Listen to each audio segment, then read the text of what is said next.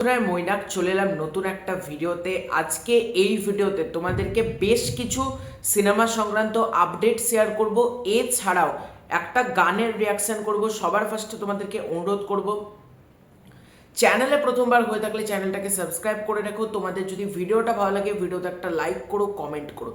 প্রথমে যে ব্যাপারটা বলবো সেটা হচ্ছে, দেখো একটা গানের রিয়াকশন করব। অরিজিৎ সিং এর গান তেরে সঙ্গ। গানটা তোমরা সালমান খান ফিল্মস মিউজিকের যে ইউটিউব চ্যানেলটা আছে সেখানে তোমরা পেয়ে যাবে। সেই গানটা আমি শুনলাম, কেমন লাগলো সেটা নিয়ে যদি কথা বলি। দেখো, এই গানটা এক্স্যাক্টলি কি কোনো অ্যালবামের গান নাকি কোনো সিনেমার গান আমি এটা বুঝতে পারলাম না, কারণ এটা তো মনে হচ্ছে সালমান খানের ব্যাটেল অফ গালওয়ানের গান না। এটা কিসের? আমি গানটা যা শুনলাম এত ভালো লাগছে অরিজিৎ সিং এর গলাতে। আমি গানটা নিয়ে তাই জন্য রিয়াকশনও করছি। আমার গানটা এতটা সুন্দর লাগছে, 5-6বার আগে গানটা শুনলাম যে বললাম যে এই মানুষটা গান ছেড়ে দেবে বলছে, মানে প্লেব্যাক থেকে এই মানুষটার গান, মানে অরিজিৎ সিং এর এত ভালো লাগছে। আমি আবারও বলছি, অরিজিৎ দা এত ভালো একজন গায়ক। মানে আমি অরিজিৎ দা বলছি, অনেকে আবার মানে একটু চমকে যেতে পারে, মানে আমাদের মুর্শিদাবাদের মানুষের কাছে কিন্তু অরিজিৎ সিং হচ্ছে অরিজিৎ দা।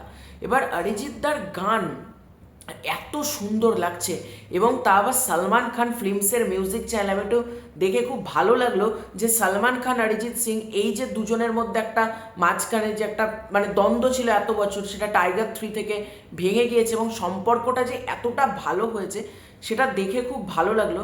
এবং অরিজিৎ দা এক কথায় ফাটিয়ে দিয়েছে এই গানটা। তোমরা যা শোনো সালমান খান ফিল্মসের ইউটিউব চ্যানেলে, বলবো গানটা তোমাদের প্রত্যেকের মানে সোলফুল একটা গান, তোমাদের মন টাচ করে যাবে। এত সুন্দর এবং এত ভালো একটা গান হয়েছে, আমার তো বেশ ভালো লাগলো গানটা। এবং তোমরা কাদের কাদের তেরে সঙ্গ গানটা কেমন লেগেছে কমেন্ট করে জানিও।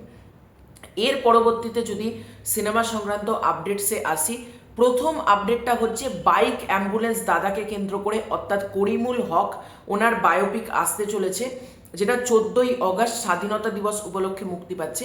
এই ছবিতে তোমাদেরকে প্রাথমিকভাবে অনেকদিন আগে আমি জানিয়েছিলাম যে অঙ্কিতা মল্লিক তিনি সিরিয়াল করেন, ওনাকে করিমুল হকের স্ত্রীর ভূমিকাতে দেখা যাবে। কিন্তু মাঝে একটা খবর শোনা যায় যে না, অঙ্কিতা মল্লিক না, অঙ্কিতা মল্লিককে আমরা টনিক 2-তে দেখতে পাবো।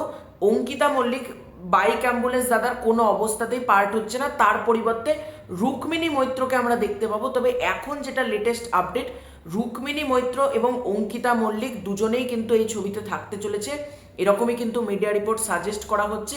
এবার দেখো, আমার যেটা মনে হয় অঙ্কিতা মল্লিক কিন্তু হয়তো কোনো একটা স্পেশাল চরিত্র প্লে করতে পারে, কারণ একটা অঙ্কিতা মল্লিক বা এদিকে তোমার হচ্ছে রুক্মিণী মৈত্র, তার মধ্যে যে কোনো একজন করিমুল হক ওনার স্ত্রীর ভূমিকা অভিনয় করবে। বাদ বাকি যে আরেকজন সেটা কোন ভূমিকাতে থাকে, কোনো নার্সের ভূমিকাতে থাকে বা কোনো হসপিটালের কর্মীর ভূমিকাতে থাকে, সেটাও কিন্তু একটা দেখবার মতন ব্যাপার হবে। এছাড়াও বাইক অ্যাম্বুলেন্স দাদা থেকে আরেকটা যেটা আপডেট, লোকনাথ দেখে কিন্তু এই ছবিতে দেখা যাবে একটা গুরুত্বপূর্ণ চরিত্রে, এবং পজিটিভ চরিত্রে কিন্তু আমরা লোকনাথ দেখে দেখতে পাবো। দেখা যাক লোকনাথ দের চরিত্রটা এই বাইক অ্যাম্বুলেন্স দাদাতে কেমন হয়, এবং করিমুল হককে শোনা যাচ্ছে সে হেল্প করবে এই চরিত্র। লোকনাথ দে সে দুর্দান্ত মাপের একজন অভিনেতা, তাকে যদি ভালো গল্প দেওয়া হয় সে ফাটিয়ে দেবে। দেখা যাক লোকনাথ দের চরিত্রটা কেমন হয়। এর পরবর্তী আপডেটটা হচ্ছে মেগাস্টার শাকিব খানের কুরবানি ঈদ রিলিজ। রকস্টারকে কেন্দ্র করে যে ছবির পরিচালক হচ্ছেন আজমান রুশো, এবং ছবিটা প্রডিউস করছে সান মিউজিক অ্যান্ড মোশন পিকচার, যাদের সাথে মেগাস্টার শাকিব খান অলরেডি কিন্তু সোলজার করছে। এই ছবি থেকে যেটা গুরুত্বপূর্ণ আপডেট, এই যে ছবিটা রকস্টার, এটার কিন্তু শুটিং স্টার্ট হয়ে যাবে মার্চ মাস থেকে। মার্চ মাস অর্থাৎ আগামী মাস থেকেই কিন্তু এই ছবিটার শুটিং স্টার্ট হয়ে যাবে, এবং এই ছবিতে মেগাস্টার শাকিব খানকে একজন রকস্টারের ভূমিকাতে আমরা পাবো।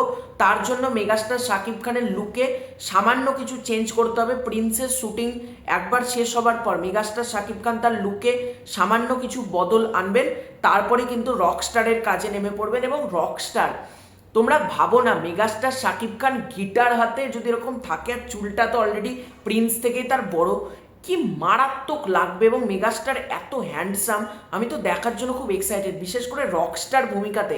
মানে একটা নতুনভাবে দেখো, গ্যাংস্টার হিসেবে মেগাস্টার শাকিব খানকে পেলামই আমরা, তুফানে পেয়েছি, তাণ্ডবে পেয়েছি, প্রিন্স আসছে, এবার আমরা চাইছি এটা রোম্যান্টিকভাবে। এবার দেখা যাক রকস্টার ছবিটা কেমন হয়।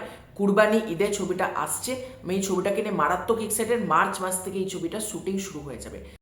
এর পরবর্তী আপডেটটা হচ্ছে শাহরুখ খানের ছবি কিংকে কেন্দ্র করে, যে ছবিটা এই বছর ক্রিসমাস উইকেন্ডে মুক্তি পাবে। এই ছবিতে অরিজিৎ সিং এর একটা গান থাকতে চলেছে, এরকমই কিন্তু মিডিয়া রিপোর্ট সাজেস্ট করছে, কারণ অরিজিৎ সিং হচ্ছে ট্রেন্ডিং এবং অরিজিৎ সিং এমন একটা টপিক এবং মানে তাকে নিয়ে কথা বললেই কিন্তু এখন বিভিন্ন মিডিয়াতে ভালো রিচ আসছে।